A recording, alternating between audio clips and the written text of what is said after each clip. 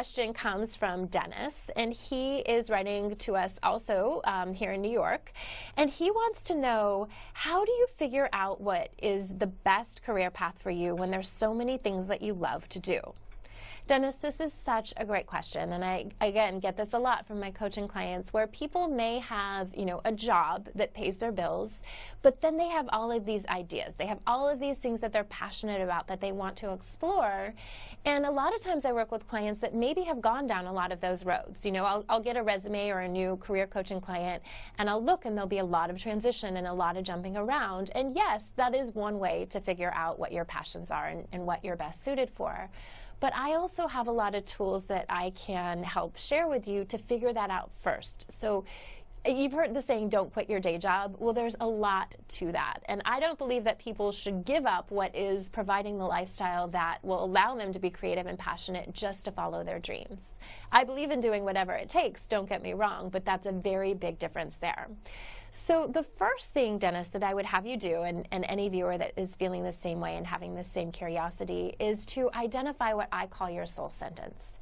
And your soul sentence is really your personal mission statement. It's something that rings true to you at your core.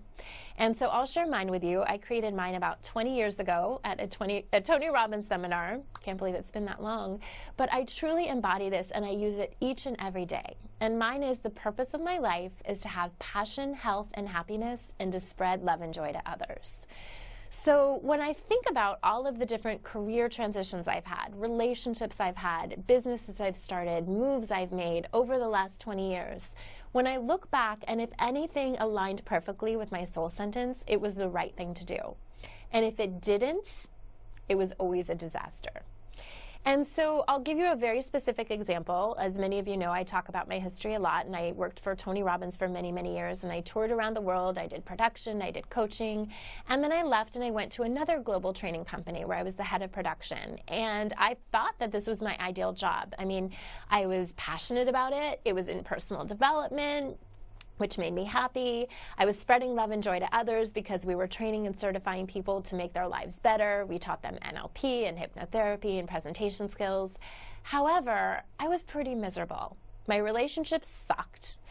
I was exhausted all the time. I got quite sick, and I couldn't figure out why. And so one day, in complete exhaustion, I was just analyzing the job against my soul sentence, and it hit me. I said, this just isn't healthy. So one word was in violation, because I was working sometimes 20 hours a day, up to 30 days in a row without any days off. It was completely throwing my life off kilter. So thankfully that happened, and I remembered my soul sentence and how important that was, because then I made a different choice, and that's actually when I went out on my own and started coaching and consulting, and now have this show, and I'm able to talk to people like you and help people like you. So I really encourage you first, Dennis, to start with a soul sentence. Create your personal mission statement. I love, one of Starbucks, when you're here, you're family. So you know what you're going to get. If you walk into a Starbucks in Turkey or in Penn Station, New York, or anywhere in between, you know you're going to get 3 choices of sizes. You're going to get brown and green. Someone's going to call you by name when you order your drink. And so you want to have something for you that's representative of that. So whatever choice you make going forward, it will embody your soul sentence. The next thing that I encourage you to do is design a list of your passions. Just get a piece of binder paper is fine, or a notepad, and just start writing down all of the things that you think you might be interested in. And I always encourage people to come from the frame of, if you had a magic wand. So don't worry about it. You might think, oh, I would love to be a CNN correspondent. Oh, but I can't because I can't travel.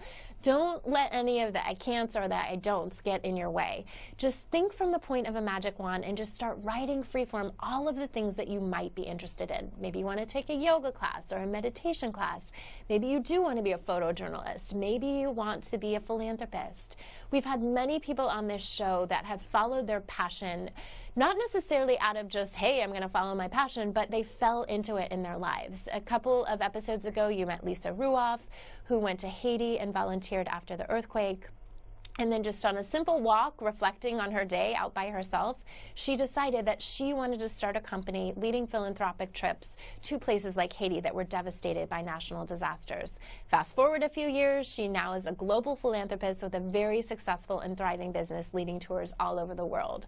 So again, here's someone that I personally worked with and coached. I had her design her soul sentence, and then she found that right match of matching her passions to what she wanted to do, and she was able to monetize it. So by having this list, you know all the things that you're curious about. And then as you're working your day job, just start ticking through your list one by one. Maybe take one a week, go to a yoga class, maybe you have a wine tasting class on there, a salsa dance, and just start identifying what are the things that you like about it. What else would you like to see? And then from there, you can fact find and you can figure out the traits that are most important to you, as well as the other jobs that you've had, and take the information from that. And then you can identify the perfect career for you and make a choice from that place.